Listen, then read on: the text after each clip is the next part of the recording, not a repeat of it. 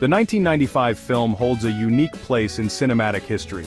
Adapted from the popular video game franchise, it promised a martial arts spectacle unlike any other, one with interdimensional tournaments, bone-crunching fights, and all the mystical allure of the game's world.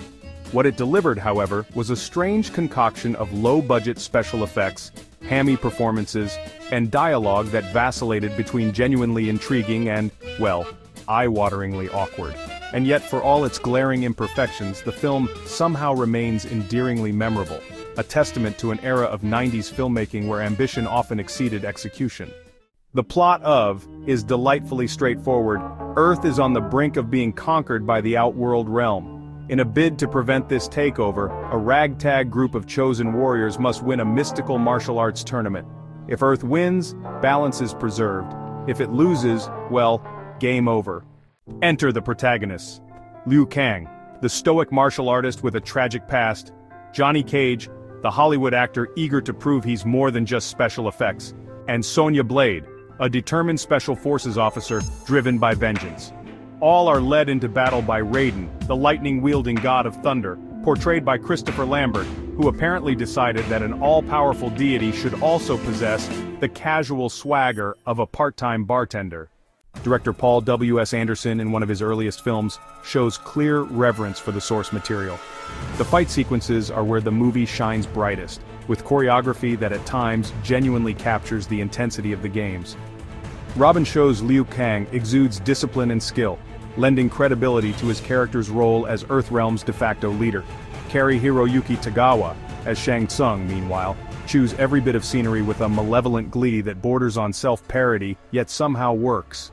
His iconic declaration, "Your soul is mine," may be over the top, but it perfectly encapsulates the film's tone. Yet for every moment of impressive choreography, there is a special effect that has not aged gracefully.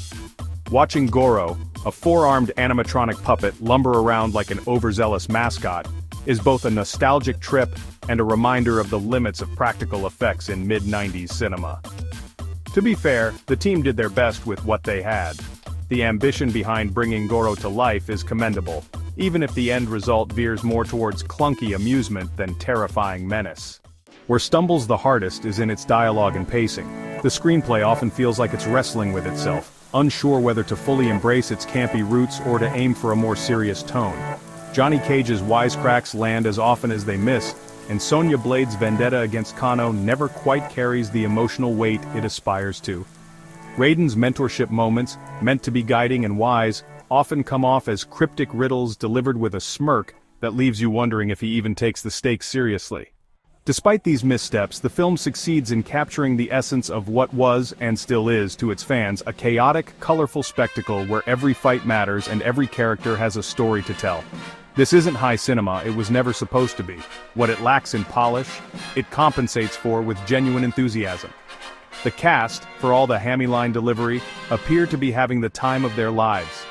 Whether it's Kano gleefully embracing his villainy, or Scorpion and Sub-Zero being transformed into mindless henchmen for reasons best left unexplored, the actors throw themselves into their roles with an admirable commitment.